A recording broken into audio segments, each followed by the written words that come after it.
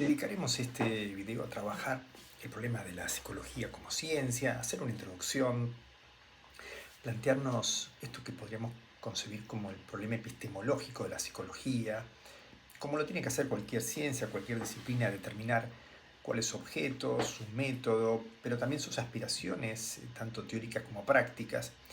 Y este es un tema no menor y fundamental y quizá inicial para dar cuenta de qué es la psicología, ya que por un lado, cuando hablamos de psicología, nos referimos a la vivencia interna, al mundo de las emociones, sensaciones, el pensamiento, la experiencia del yo, de la conciencia, a un estado interior en general. Dicho esto en un sentido vulgar, usando un lenguaje vernáculo, como diría Skinner.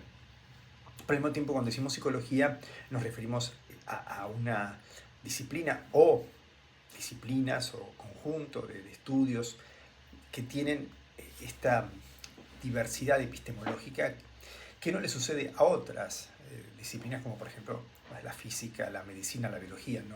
No hablamos de físicas, de biologías, de medicinas, digamos, en términos generales, ¿no? Parece ser que hay una especie común denominador, una visión más bien unificada, y este problema epistemológico parece no multiplicarse.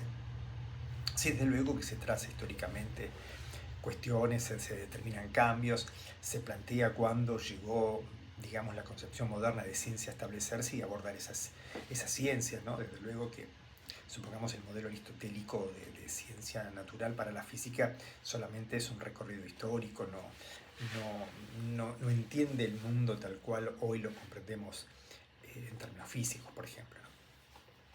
Y para esto nos podemos ayudar con el texto de George Canguilhem sobre qué es la psicología, y este problema epistemológico creo que está bien planteado, nos puede servir de referencia. Y allí comienza diciendo algo muy particular, que es: a un filósofo no le asusta, no lo avergüenza, no lo humilla conceptualmente plantearse qué es la filosofía. Justamente el problema de su propio estatuto, de su propia reflexión, de su abordaje, es ya estar haciendo filosofía. Es parte de su andamiaje teórico, la reflexión sobre su propia condición. Pero a la psicología parece ser que le incomoda tener que justificarse, y desde luego tiene que hacerlo porque, como decíamos, no es tan claro cuál es el objeto de estudio, no es tan claro el método, no es tan claro con quién debe emparentarse la psicología como ciencia. Supongamos que una universidad decide establecer la carrera de psicología y tiene, digamos, la posibilidad de hacerlo, supongamos, en una facultad de ciencias humanas, o una facultad de ciencias sociales, o una facultad de ciencias naturales. ¿Cuál sería el lugar más adecuado para eso? Porque para algunas concepciones sería una ciencia social, para otros sería una ciencia humana, para otros debería estar, desde luego, en las ciencias naturales. Y todo esto tiene que ver con el debate epistemológico. Para algunas tendría que vincularse con la filosofía, eh, y todo ese entramado de origen más bien metafísico, y la psicología deriva de allí. Otros que postularían que debe estar en las facultades de ciencias naturales, que su mundo es un correlato, una continuidad de la física, de la biología, desde luego su ciencia madre y tutora, y de la cual se expande y se autonomiza, pero en total relación, es la medicina. Otros dirían que no, que la psicología debe emparentarse con otras disciplinas, como por ejemplo la antropología, la sociología, y es más bien una ciencia social. Bueno, probablemente todos tengan de alguna manera algún tipo de razón y algún tipo de justificación, y esto tiene que ver entonces con el debate epistemológico. Y allí este texto de Canguilhem nos ofrece algunas variantes que pueden ser interesantes de plantear, tal vez de actualizar o de establecer en algún tipo de modelo que hoy podamos todavía colegir en relación a lo que tal vez hoy es el presente de la psicología, ¿no? Y en primer lugar, algo interesante que dice justamente él es que una primera concepción es una concepción fisicalista, digamos, de un modo, retomando la visión aristotélica de la physis, que la psicología no deja de ser una ciencia de una parte de la física, que es la psique, una visión, digamos así, no dualista del ser humano. La naturaleza humana se expresa también en estas áreas que serían los propios de la psicología, ¿no? El pensar, el sentir, la configuración del carácter. Desde luego que el ethos tiene toda una visión en Aristóteles, en la ética, pero la configuración del ethos no deja de ser algo del territorio de la propia condición natural del ser humano, más allá de los factores culturales y la generación de hábitos y demás, pero estamos hablando de una naturaleza humana ya no platónicamente en una dualidad, sino en una visión que deriva del fisicalismo y que de algún modo retomaría el problema de si hay que hablar de un dualismo, digamos, eh, cuerpo-alma o la psiquis como algo externo al cuerpo, o ya una visión unificada. Y en ese sentido Canguilhem retomaría de allí una visión aristotélica del fisicalismo y toda la concepción que a partir, digamos, del mundo moderno, de una psicobiología, o que derivaría una psiconeurofisiología, que concibe que todos los fenómenos psicológicos hay que emparentarlos, hay que tal vez identificarlos, ¿no? En las visiones que realmente plantea que la psicología se identifica con los hechos neurológicos, fisiológicos, y que hacer psicología es parte de ese territorio. Y no quedarnos en el fenómeno externo que nos parecería ser dominado por una suerte de agencia no física, sino más bien metafísica, que sería algo así como el yo, como una subjetividad. Esto no habría que desalentar esta perspectiva en función del método científico que debe guardar la experimentación y el reducto de la materia como espacio de objeto científico. En alguna medida también esto es lo que derivó en Wundt, Fechner, cuando plantearon los primeros laboratorios de psicología. En algo todavía habita esta perspectiva.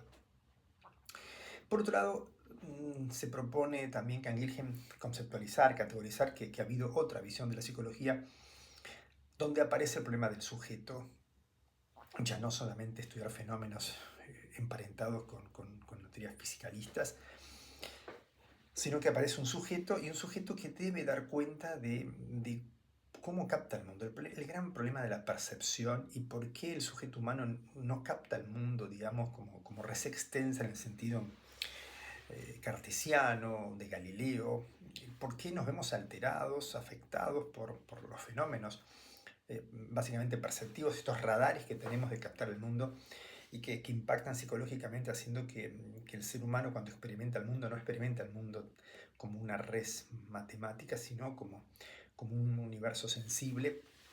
Y aquí esos fenómenos del estudio de la percepción han sido claves para plantearnos que si queremos ser científicos con respecto a qué es ese fenómeno de la percepción, más que conocer las condiciones del objeto, tenemos que conocer las condiciones del sujeto. Y ahí aparece la condición humana. Puede haber un resabio, una perspectiva kantiana, puede haber, en el sentido de ese sujeto trascendental kantiano, que es el que elabora en el fondo su vínculo con el mundo y de alguna manera también lo crea. Pero bueno, es cierto que el impacto ya en una subjetividad, no solamente conocer los fenómenos como mecanismos psiconeurobiológicos, sino cómo esa subjetividad captura la percepción, y es ya un sujeto el problema aquí, ¿no? Pero es un sujeto en relación al mundo, al objeto. Una segunda variación con respecto a esta subjetividad es lo que ya plantearíamos con el problema de la conciencia. ¿Qué pasa con ese mundo interior, con esa captura de sí mismo? La conciencia como un estado de saber de sí, pero también de flujo continuo del saber de sí, de saber de las sensaciones, de saber de las emociones. Y aquí ya entramos en el problema de la interioridad. También hay una raíz cartesiana, de algún modo el pienso existo es una suerte de intuición metafísica y psicológica, ¿no? Y ese estudio de los estados internos, de las ideas, por ejemplo, que hace Descartes, estaríamos en términos de una interioridad, de una conciencia que sabe de sí, sabe de sus contenidos, y la serie de fenómenos que habitan aquí, ¿no? El problema de la voluntad, el problema de la memoria, el problema de los afectos, y del saber interno de esos afectos.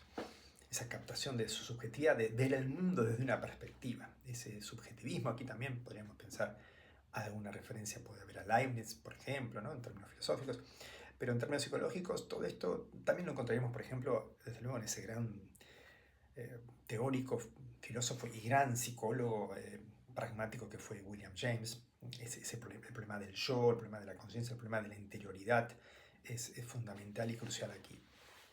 Más allá del tema de la percepción y la captación del mundo externo, la psicología debe dar cuenta de ese problema que es el transcurrir interno y el mundo subjetivo.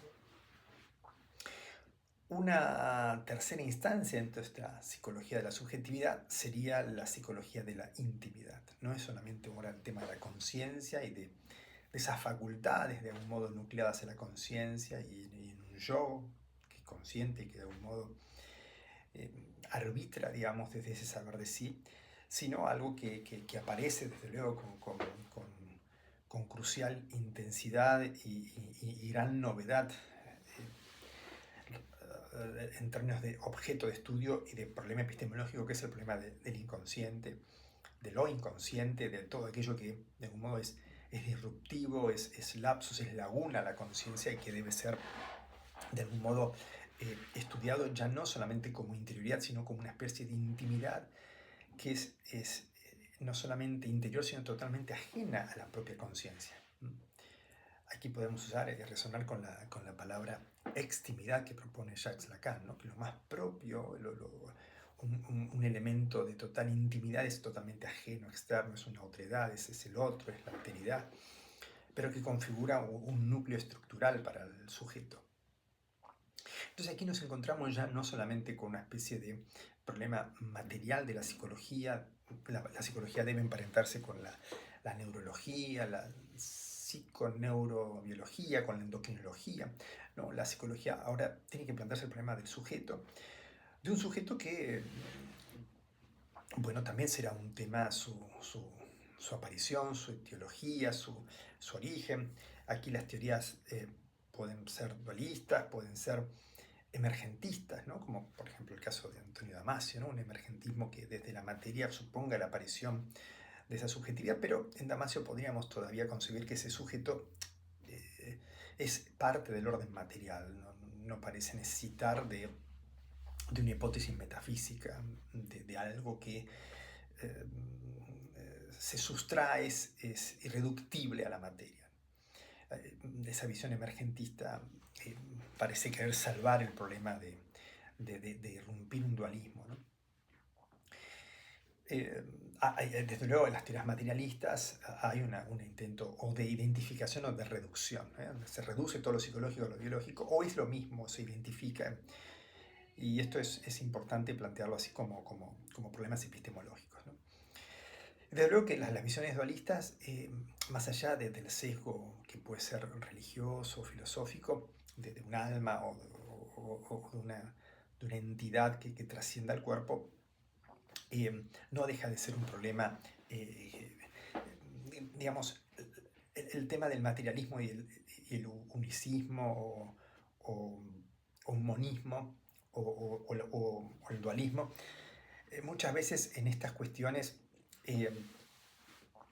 los debates, por lo menos actuales, son empates muchas veces, en el sentido que hay hipótesis y perspectivas que pueden abonar y resolver algunas preguntas y otros que pueden resolver otras preguntas y generar otros conflictos, ¿no? Desde luego, cada una responderá y generará cuestiones como, por ejemplo, no sé, el dualismo, el problema de la interacción, este problema que ya tenía Descartes, ¿no? Cómo interactúa, digamos, lo psíquico, el alma, lo mental, la res cogitans, digamos, y la res extensa. Y uno y otro se afectan mutuamente, pero parecen ser de índoles distintas, pero también la aparición del emergentismo también es un problema, ¿no?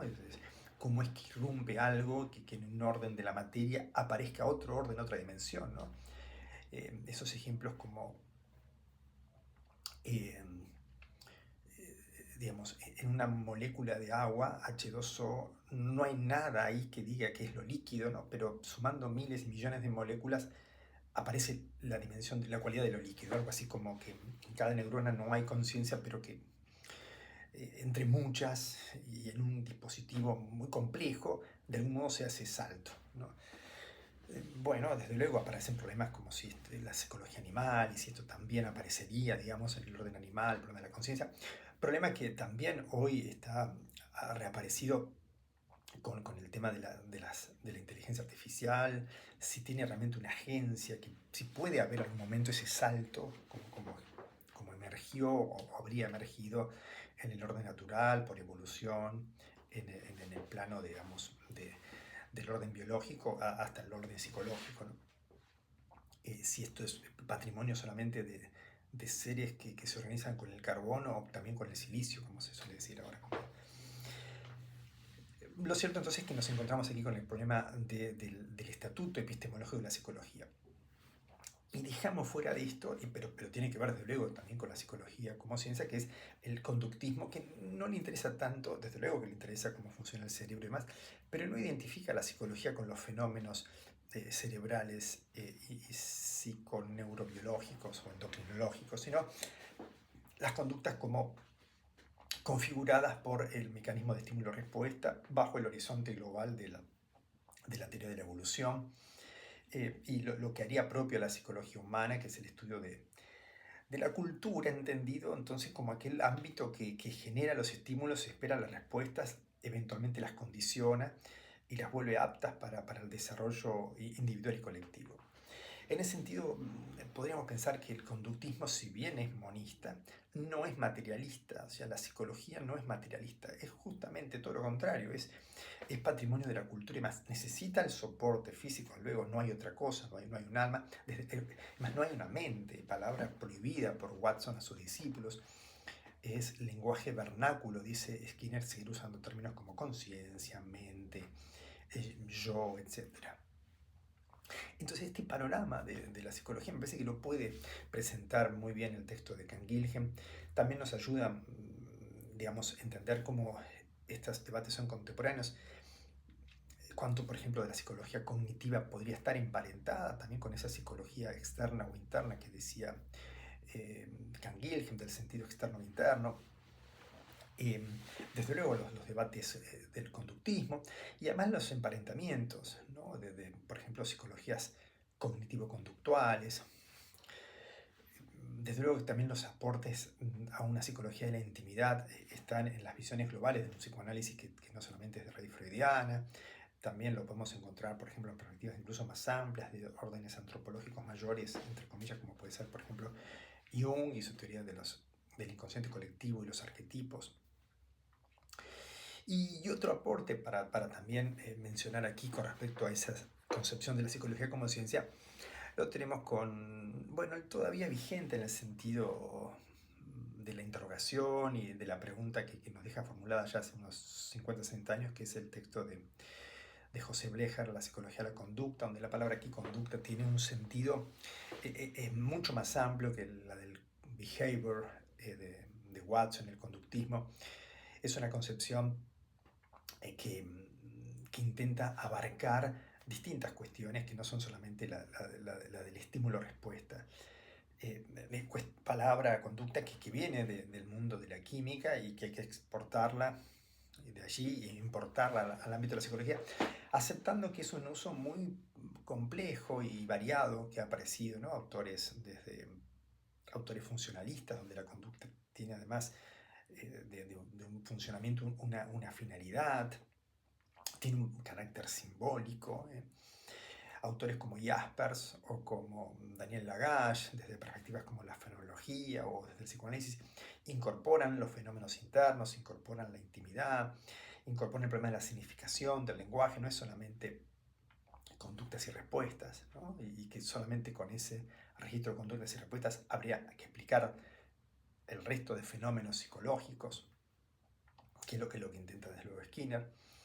Nos encontramos entonces con una concepción de la psicología donde la palabra conducta tendría un valor epistemológico mucho más amplio que el mero estímulo-respuesta y que podría albergar de algún modo ese concierto de voces, de perspectivas que parecieran estar como en discusión, en tensión, y que la psicología podría aspirar a tener el modelo de lo que pasó con la matemática. La matemática que fue plural, fueron las matemáticas hasta el siglo XIX, aritmética, geometría por un lado, topología, y que se descubre que es una misma ciencia. Los objetos ideales pueden ser las figuras matemáticas en la geometría, los números para la aritmética, las superficies para la topología, configuran un mismo objeto de estudio y un mismo método para abordar. El método del cálculo, el método del desarrollo sistemático, del procedimiento, de un movimiento que va desde principios hasta conclusiones, que parte de axiomas, bueno, todo ese universo que hace al método matemático y que hace que la matemática sea una sola disciplina con sus variantes. Algo así augura Blecher para la psicología. Hay una diversidad de escuelas, de corrientes de autores, pero tarde o temprano tendrán que amalgamarse, reunirse, dialectizar entre ellas y encontrar que la psicología es una ciencia. Su modelo tiene que ver con algo que hereda de su maestro Enrique Peyon-Rivière y tiene que ver con las tres áreas de la conducta donde la conducta se manifiesta. La psicología no es solamente el área de la mente, también es el área del cuerpo, del mundo exterior. Se vincula también con la articulación de ellas y pensar los fenómenos mentales, corporales y relacionados con el mundo exterior es la tarea de la psicología. Es un lindo recorrido este que podemos hacer, de presentar este problema de la psicología como ciencia y, bueno, y la invitación a que continúe el viaje después explorando autores, corrientes y perspectivas y ver si de algún modo tanto lo que nos dice Canguilhem lo podemos encontrar allí como también lo que auguraría 60 años atrás Blecher y si hoy la psicología lo puede cumplir, ser una ciencia unificada.